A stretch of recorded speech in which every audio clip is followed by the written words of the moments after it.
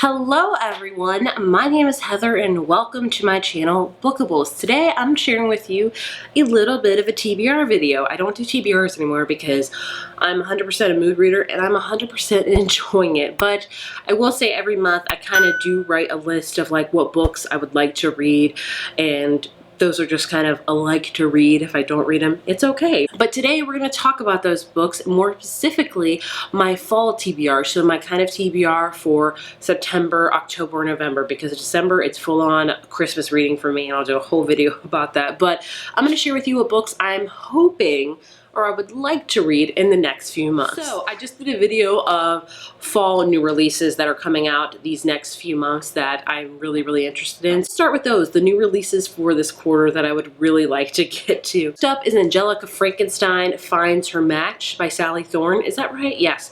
This is a historical romance novel, kind of like about Victor Frankenstein's fictional sister, I think, Angelica, who maybe tries to find like a dead guy and bring him back, and that will be her match. It sounds really interesting. It's a historical romance, which I don't read enough or a lot of, but I do really enjoy Sally Thorne. She wrote my favorite romance book, The Hating Game, so I'm really excited for this one, and it's a perfect kind of fall spookier one. Speaking of kind of spooky vibes, we have Spells for Forgetting by Adrienne Young. This is one I've been very much anticipating because it very sounds kind of like the Inheritance of Orquídea Divina, which is one of my favorite books of the year. It's about this town that's kind of magical. We follow a character that I think kind of lives in this town. I think she works like a coffee or bakery shop, and then the guy that she used to love comes back and he's cursed. I don't know much about it, and that's the kind of way I want to go into it. But what I know, it's very atmospheric and kind of like has a moodier tone, which is what I gravitate towards during the fall. So I'm very excited for that one. Also, The Winners by Frederick Bachman. This is the third, I don't know if it's final book in his Beartown series, which is about a Swedish town called Beartown where they focus on ice hockey, and it's a literary fiction series, and it's really intense. It has amazing characters. I love Beartown. It's my favorite book by him. I have a whole video on Frederick Bachman in case you're interested in checking out his books. I would highly recommend watching that to figure out which ones you'll like, but I'm so excited for this one. Then we have House of Hunger by Alexis Henderson. This one is about a girl who basically lives in kind of the slums, and she gets an opportunity to be a blood maiden where she gets shipped off to like this really mansion-y place, and she becomes a blood maiden for these people, aka like the vampires that live there just drink her blood, and that's what she does. She's a blood maid, but then she's noticing that other blood maids are kind of going missing, so she's having to figure that out. So it's a book about vampires, and just, oh, it sounds so cool. The cover, it just looks kind of gothic-y, and I am here for it. Speaking of vampires, we have When Life Gives You Vampires. This one's kind of a funnier one about a girl, I think, that has like a one-night stand or something like that, and then she wakes up the next day and, oh, she's a vampire. She was accidentally sired, and so she has to live her life like, what the crap, I'm a vampire. Wasn't expecting it, but here I am.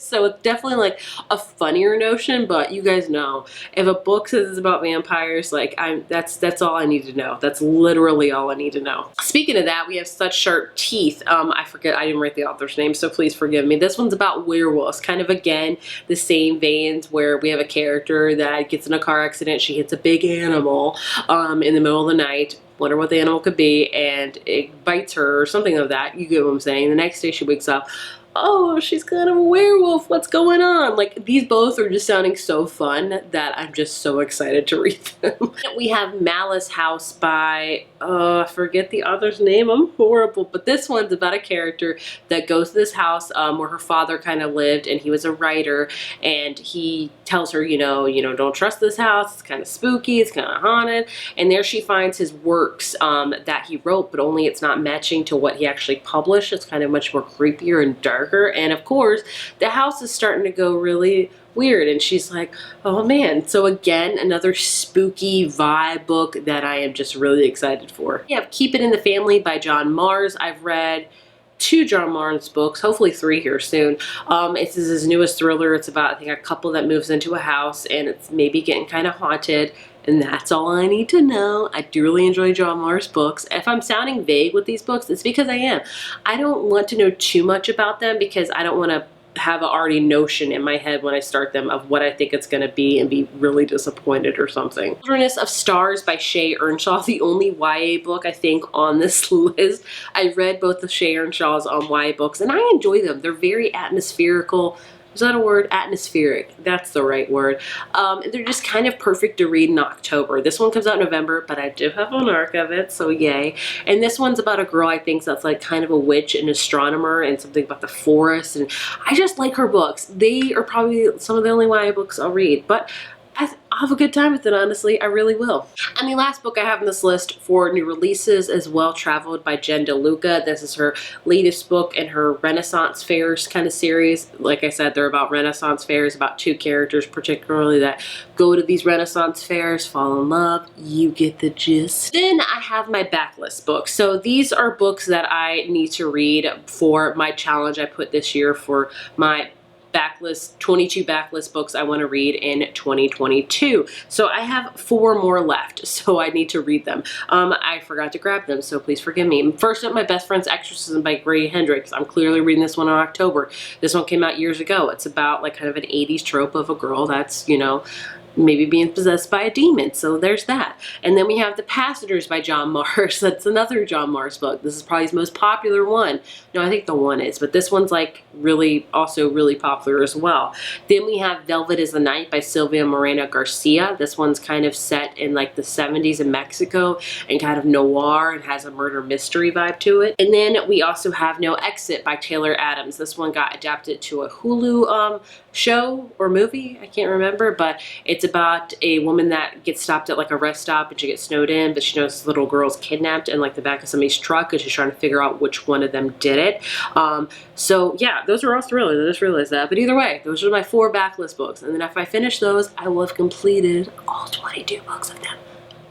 Other books I want to read. These are, some of them are backlists that are not on my list. Some of them are just other releases that have came out this year that I just haven't gotten to yet. So I put them on this list. Flying Solo by Linda Holmes. This is her newest release. I read her book, Evie Drake Starts Over. Really enjoyed it. She writes really good small town books, which is like my favorite time to read small town books is in the fall because Gilmore Girls, duh. But this one is kind of like that, so I'm hoping to like it. I will say the reviews on this have not been the best, so that's probably why I haven't picked it up yet. We have one I've talked about forever, Black Cake by Charmaine Wilkinson. I've been meaning to read this forever, but wanting to read this, I need to read it. It's about a family, like a brother and sister whose mom passes away and leaves them black cakes. It's like a tradition in their culture, I think, and it's kind of about their relationship with each other and also dealing with the passing of their mother. I have the other YA book on my list, The Hawthorne Legacy by Jennifer Lynn Barnes. I read her book, The Inheritance Games, a couple years ago, and I enjoyed it. It's like a YA version of Knives Out, and I've been meaning to read the sequel because the last book should be coming out this year. If not, it's already out. I have no clue. A few books I strictly want to read for the small town fall aspect of them because I like my kind of dark, mysterious books, but I'm also a girl that loves a good small town, very fallish type of book because if you don't know, I'm obsessed with fall. I mean, my daughter's name is Autumn. That should give you a hint of how much I love fall. The first one is The Cafe Between Pumpkin and Pie. So this is a book that is a kind of short story collections in one, all about this town called Moonbright, I believe. And I have read another book in this series. I forget what it's called. The Corner of... No, here it is. The Bake Shop of Pumpkin and Spice. I bought it because of the cover and it was really cute. So I didn't realize there was more in that series. In fact, there's another one. I think it's The Cottage on Pumpkin and Vine. I'm going to read them all because they're fallish and they're cute and they're fluffy. I love that junk. I'm really going to hope I love this one. Again, much like The Simplicity of Cider by Amy E. Reichart. This one's about a girl that... a prickly but gifted cider maker whose quiet life is interrupted by the arrival of a handsome man and his young son in her family's careworn orchard. An apple orchard, like fall insane. I am, yes. And then The Late Bloomers Club by Louisa Miller. She also wrote The City Baker's Guide to Country Living. This is about a girl that owns a diner and she loves serving up apple cider donuts. Just, it sounds super cute. And then we have As Seen on TV by Meredith Shore. This is an adorable and steamy fun that's full of Gilmore Girls vibe, is what the blurb is. It's about a girl that's a journalist, Adriana, who's done with dating in New York. So she decides to go to this really cute small town thinking it's gonna be like Stars Hollow. It even says, like, you know, it's a place called Pleasant Hollow, but she learns that it's anything but pleasant. It is not like all the small towns that she sees on shows and movies. And so it just sounds like kind of Gilmore Girls, but not. So I'm super interested in it. Some other ones, The Dead Romantics by Ashley Poston. I've been hearing about this one. Again, this is about a character named Florence who's a ghostwriter for a really popular romance writer, and she breaks up with her boyfriend, I think, and she thinks love is dead.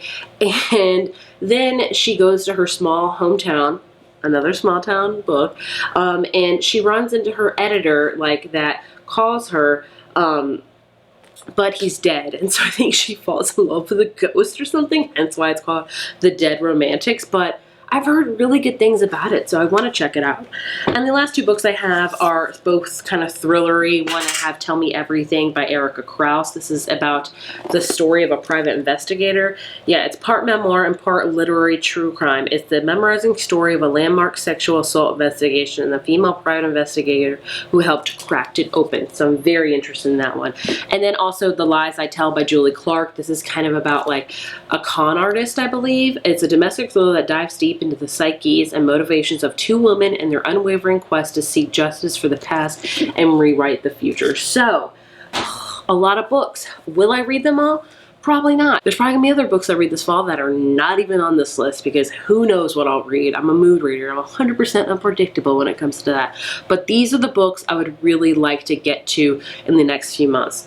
Here's to hoping. I would love to know what you're planning to read in the next few months. Did any of these spark your interest? Please let me know. As always, thank you so much for watching and get ready for more fallish videos very, very soon. Spoiler warning, I'm planning to do a fall book vlog where I read some of these books because they're just so fall-like. I wonder which ones will be in it. You can probably tell. Bye.